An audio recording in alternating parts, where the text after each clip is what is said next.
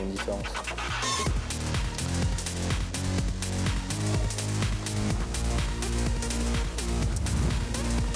C'est la troisième et dernière partie de notre émission, troisième et dernière partie avec le football européen. Et puis nous allons avoir Pape Diouf également avec nous en ligne, notre plateau avec Ronnie Béral, journaliste RCI, comme on dit souvent à Radio Caraïbe International.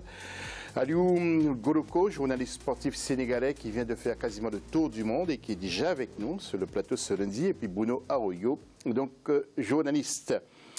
Et le jingle pour s'adresser aux internautes. Donc, quels sont les joueurs africains bien qui impressionnent en ce moment? Vous continuez donc à intervenir sur nos réseaux sociaux.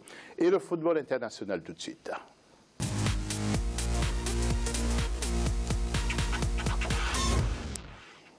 Et nous allons commencer par le comportement de nos joueurs sur le continent lors des huitièmes de finale. Mais enfin, disons, nous allons plus parler de Yaya Touré, donc ex-fer de lance de Manchester City, parce qu'il n'est plus dans les petits papiers de Guardiola. Donc vous le voyez, un joueur quand même qui a eu le ballon d'or. 4 fois. Oui, Ronnie Béral, vous le suivez de près. Que pensez-vous de ce qui arrive à ce garçon aujourd'hui? Moi, je pense que quand un entraîneur vous fait sentir que vous n'êtes pas dans ses papiers, vous n'êtes pas dans ses plans très tôt. Déjà, la saison dernière, c'était compliqué pour Yaya Touré. Ensuite, il débute une saison avec pas mal de blessures. Guardiola ne compte pas sur lui. Il aurait pu quitter Manchester City lors du mercato hivernal. Il ne l'a pas fait pour des raisons qui lui appartiennent, mais il avait quand même quelques propositions. Je crois qu'à un moment donné aussi, il faut se rendre à l'évidence. Il est vieillissant. Guardiola fait confiance à d'autres personnes. Et puis, il a une équipe qui fonctionne. Il est premier de la première chip. De la Première Ligue, il a une équipe qui fonctionne. Comment voulez-vous que Guardiola, que Yaya Touré espère un jour revenir dans cette équipe-là? À moins que 3-4 bonhommes soient blessés au milieu de terrain, mais ça, pour moi, c'est mathématiquement, aujourd'hui en tout cas, impossible.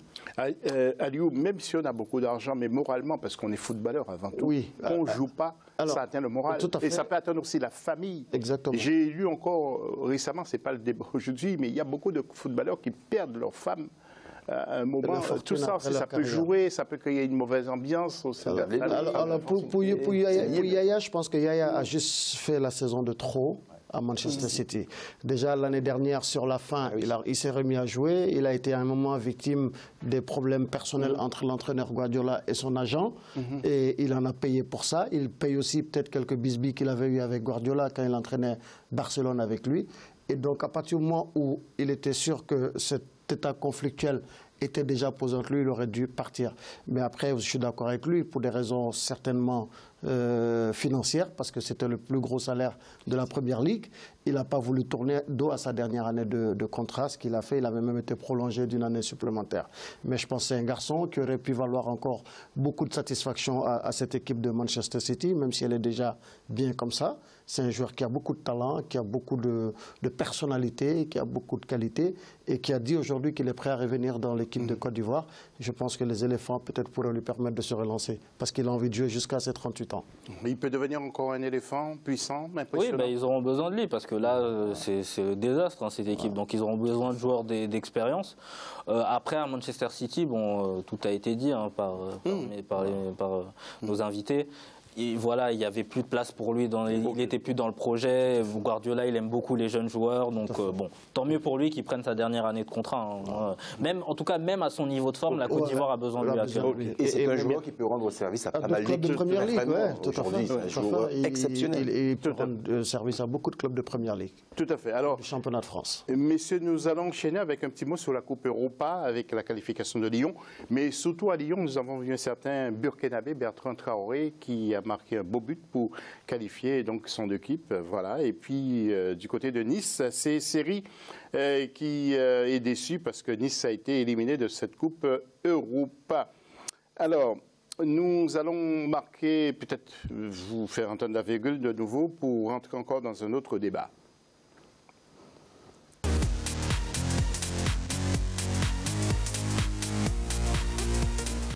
Alors, nous n'allons pas être très très longs là-dessus. Peut-être je m'adresse à vous, Aliou. Est-ce que Série aurait dû quitter Nice? Ah oui, c'était son envie, mais malheureusement ça ne s'est pas fait parce que le club n'a pas voulu le lâcher. Il a rêvé de partir au Barça, ensuite le Paris Saint-Germain, tout cela n'étant pas fait. Ça a forcément eu une certaine incidence sur son moral et certainement c'est plus le même joueur que celui de la saison dernière, évidemment.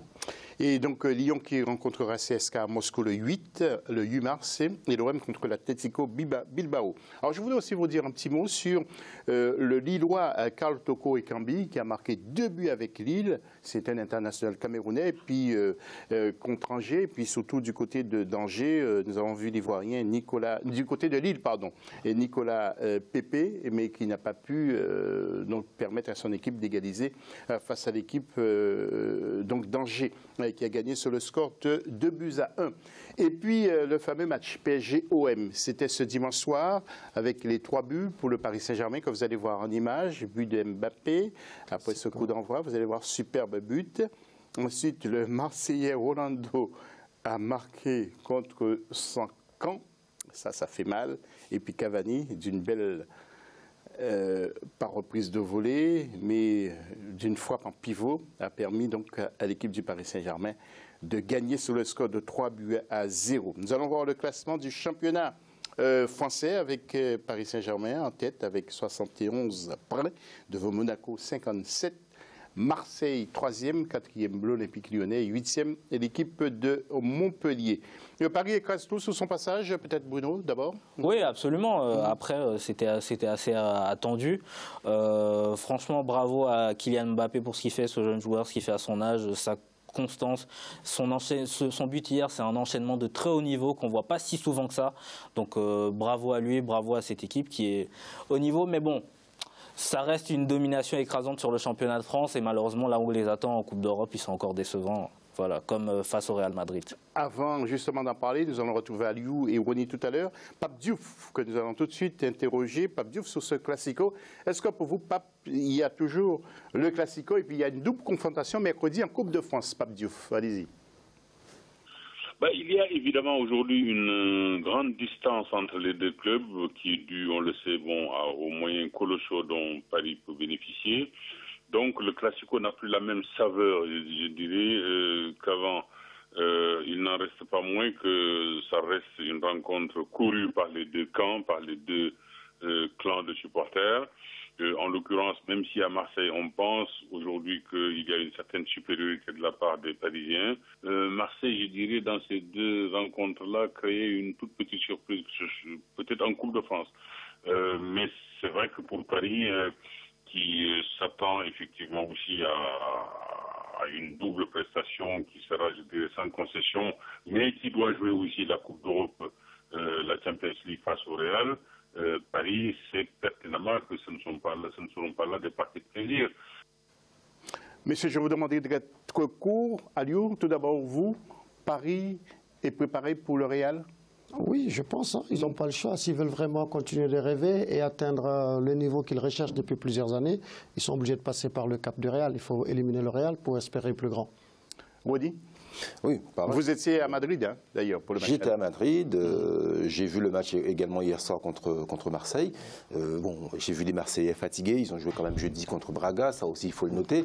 Je suis à moitié d'accord quand même avec Pape Diouf, puisque Marseille a quand même bien contrarié le Paris Saint-Germain au match aller, bien contrarié également le Paris Saint-Germain lors des 15 premières minutes, sauf que Marseille n'avait pas les jambes. Mais quand Marseille met l'impact physique qu'ils ont mis en début de match, a quand même fait craindre au Paris Saint-Germain de passer une mauvaise soirée. Maintenant, Paris a aussi besoin de ce genre de match pour justement se préparer aussi mars prochain. Marseille n'a pas forcément répondu présent pour les raisons que j'ai citées tout à l'heure. Paris devra, à mon avis, justement, monter en gamme mercredi et puis lors de la prochaine journée de championnat pour être dans le rythme face à une équipe comme le Real qui attend les Parisiens au tournant. Merci. Et puis un petit coup de chapeau aussi au milieu marseillais, M. André-Franck Zambo-Anguissa, qui a été très bon au milieu également ce dimanche soir. Rencontre Macron-Royard, vous allez voir en image, c'était à l'Élysée sous la houlette du Conseil présidentiel de l'Afrique pour aider au développement, justement, Jimmy Adjoviboko en fait partie, pour aider au développement du sport, mais aussi aux infrastructures du côté du Libéria. Donc après ces images, sur le perron de l'Élysée, entre les deux présidents Gianni Infantino, que j'ai interrogé, président de la FIFA, nous dit qu'est-ce qu'il compte apporter justement à ce sport africain. On peut faire beaucoup de choses, on peut investir via le football, dans le développement, dans l'éducation, on en a parlé. Et c'est vrai que l'élection de George Weah à la présidence du Libéria a donné un nouvel élan à ce que le sport et le football en particulier peut faire pour l'éducation, pour le développement en Afrique. Donc on est prêt à participer avec le président Macron dans son initiative, avec le président George Weah, et on est fiers de faire partie de ce projet. Et avant de vous retrouver, messieurs, Kylian Mbappé également, que j'ai pu interroger à sa sortie du déjeuner à l'Élysée. C'est une thématique qui me tient à cœur. Je pense que j'ai des origines, même si je suis français, j'ai des origines africaines. Et pour moi, aider le sport africain à se développer, c'est quelque chose qui me tient à cœur. Et si je peux aider à travers ma notoriété et même autre chose, à pouvoir aider le sport africain, je le ferai avec plaisir. Dans quelques instants, un document spécial sur Africa 24, c'est M. Hamad Hamad à propos de la CAN 2019 au Cameroun, à propos du dossier Maroc, dossier Coupe du Monde 2026, mais aussi la Fédération de Madagascar qui est en crise actuellement. Alors, messieurs, concernant Mbappé, il y a une polémique. Vous le savez, c'est le médecin Benoît Assou Ekoto qui l'a attaqué. Que pensez-vous justement déjà de la démarche de Est-ce que je pourrais commencer? Oui, ce que je vais faire, c'est qu'il raconte des bêtises, voilà, que M. Assou Ekoto s'occupe de sa carrière au lieu de... Enfin voilà, en plus, de toute façon... Vous pensez qu'il n'aurait pas dû attaquer? Alors, attendez. De toute façon, on dit juste... Soyons clairs, il critique Mbappé parce que Mbappé... je vais vous dire textuellement ce qu'il dit... comment dire, ces joueurs européens d'origine africaine qui tiennent l'Afrique dans leur cœur et qui veulent aider le sport africain, blablabla, tout en s'empressant pour jouer pour une sélection européenne. Vous me faites doucement rire. C'est ce qu'il dit. Mais vous ne pensez pas quelque part aussi que certains joueurs africains qui jouent pour d'autres pays ne devraient pas jouer pour leur propre pays? Mais ça, c'est pas une question de cœur? Ça, c'est un débat qu'on a déjà eu ici. Oui, non, mais on peut le répéter pour les téléspectateurs qui n'avaient pas vu l'émission. Que pensez-vous, vous? Moi, je pense que ça ne veut rien dire. Moi, je pense que ça ne veut rien dire. Et sans aller trop dans les détails, moi, je préfère quelqu'un qui a grandi ici et qui va s'investir là-bas, qui joue pour une équipe nationale, qui va investir là-bas comme Patrick Vieira avec Diambars, par exemple. Ça, c'est mieux que quelqu'un qui va juste mettre le maillot et disparaître. Mais ensuite, pour dire Benoît Assou Ekoto, voilà, il n'a pas à dire ce genre de choses. Et il y a une seule chose à dire quand lui il se permet de tweeter. Donc il n'y a pas droit de parler. Bêtises. Il y a une seule chose à dire. Croatie-Cameroun, Coupe du Monde 2014, 4-0. Il fait quoi dans ce match? Il se frappe avec un coéquipier en pleine Coupe du Monde devant des milliers de millions de téléspectateurs. Ce n'est pas un exemple et ce n'est pas à lui de tenir ces propos-là.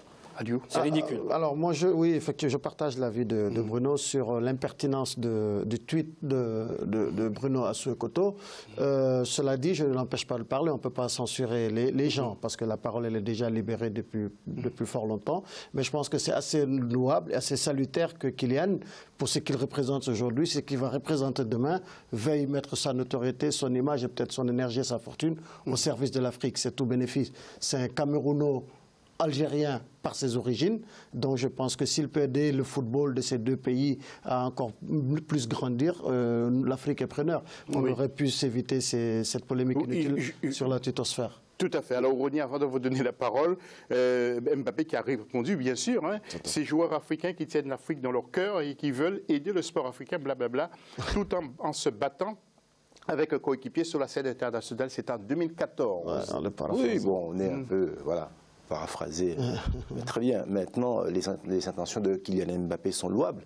Mais derrière les propos d'Assou Ekoto, je me dis, mais est-ce que quelque part, Kylian Mbappé, pourquoi il attend l'arrivée de Weah à l'Élysée avec Macron pour sortir cette phrase-là, pour dire qu'il veut aujourd'hui aider le football africain? Pourquoi ne l'a-t-il pas fait avant? Non, ça c'est l'occasion qui fait le larron. Oui, ça c'est l'occasion qui fait le larron. Mbappé a 10 millions. Kylian, en réalité, le vrai problème, c'est un faux procès qu'on fait à Kylian, parce que Kylian est français.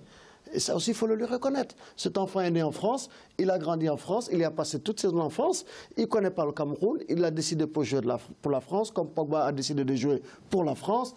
comme Lassana Diarra, comme N'Golo Kanté, comme Patrick Vieira avant eux, comme d'autres, Jean-Pierre Adams, ce Sénégalais, premier noir à jouer en équipe de France. C'est leur choix. Maintenant, ce qui est pertinent du point de vue du développement, de l'impact, si ce que le football leur a donné, ils font du giving back à leur pays d'origine, c'est bien. Oui. Mamadou Sakho est en train de construire une académie au fin fond du Sénégal, à Tambacounda, c'est louable. Diomansi Kamara a une fondation, a acheté un club au Mali qui n'est pas son pays, à Bamako, pour du développement, c'est bien. Comment il s'appelle, Yangambiwa, français d'origine centrafricaine, a créé une académie à Bangui sur laquelle il met de l'argent qu'il a gagné. Pareil pour compagnie belge d'origine congolaise qui investit dans un centre. C'est bien, c'est très salutaire. Parce que ça permettra à d'autres jeunes comme eux d'avoir la chance d'avancer. À ceci près qu'ils n'ont pas attendu d'avoir un micro et Georges Weah pour le dire. Mais ça, c'est oui, mais après qu'il a 19 ans aussi. Il a 19 ans, mais parmi tous les footballeurs, c'est celui qui sait le mieux jouer avec le média. Oui, vous le savez. Mais ça, c'était juste l'occasion. Peut-être qu'on ne lui avait jamais interpellé là-dessus. Qu'ils ne veulent pas porter le maillot africain, ça, c'est tout à fait louable. Alors, on va dire c'est la magie de l'Élysée, alors. Voilà. C'est le contexte qui était politique et tout. Il aurait pu, quand il a signé son contrat mirobolant Paris Saint-Germain, dire faire une annonce. Il a fait quelque chose pour Bondy, par exemple. Bondy, c'est sa localité, c'est aussi peuplé de jeunes Africains. Vous êtes sévère, Ronny, alors que votre fils à cet âge-là, il danse avec les filles en boîte. Nous avons deux derniers documents à vous faire écouter, parce que sinon les téléspectateurs vont me tenir rigueur. Donc c'est concernant le passage de M. Ahmad Ahmad à l'Élysée. Nous avons profité pour l'interroger sur sa contribution, la contribution de la CAF pour l'Afrique, le dossier Cameroun pour la CAN 2019, le dossier Maroc pour la Coupe du Monde 2026 et la Fédération malgache qui a des problèmes, justement. Nous l'écoutons.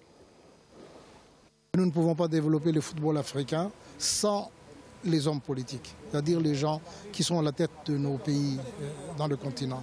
Aujourd'hui, ce qu'on remercie sincèrement au président Macron, c'est cette sensibilité d'aller de l'avant et de nous écouter, cette sensibilité pour le développement d'une manière générale associée avec le sport. Je préfère laisser l'auditeur, le cabinet Roland Berger, de continuer leur travail jusqu'au bout. Vous savez, il y a trop de palabres, mais rien de concret des fois. Donc évitons tout ça et donnons la responsabilité à un cabinet qui est autonome.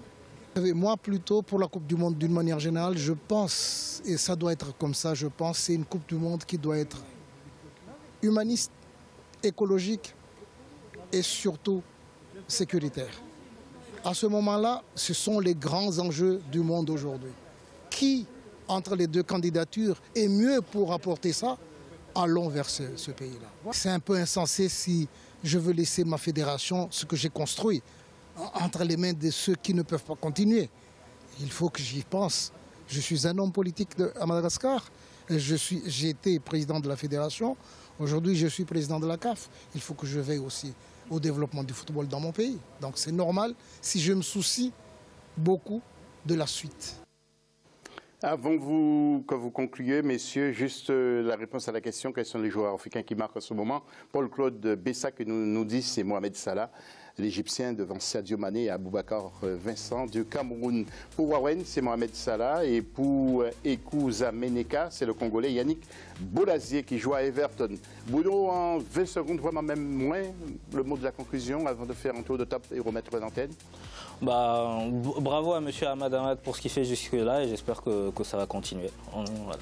À lui, on n'a pas eu le temps de parler de votre passage à Mauritanie, mais on y reviendra un autre jour. Un petit mot de conclusion. Écoutez, toujours plus de démocratie, plus de moyens, plus d'ouverture, plus de notoriété pour le football africain qui nous réunit ici.